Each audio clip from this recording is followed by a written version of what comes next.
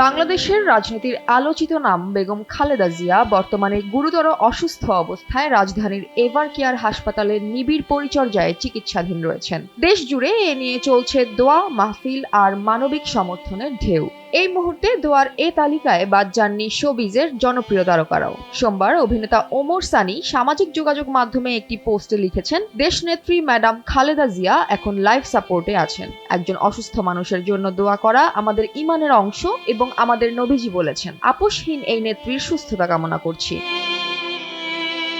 এর আগে শিল্পী সমিতির সাধারণ সম্পাদক মনোয়ার হোসেন দীপজল, অভিনেত্রী তমালিকা কর্মকার, রুকাইয়া জাহান চমক, কণ্ঠশিল্পী আসিফ আকবর সহ সবাই খালেদা জিয়ার সুস্থতা কামনা করেছেন, যা সোশ্যাল মিডিয়ায় মুহূর্তেই ভাইরাল হয়ে ওঠে। শোবিজ তারকাদের এই সমর্থন কেবল ব্যক্তিগত অনুভূতি নয়, দেশের নাগরিকদেরও সঙ্গে যুক্ত করে নতুন মানবিক আবহ তৈরি করছে।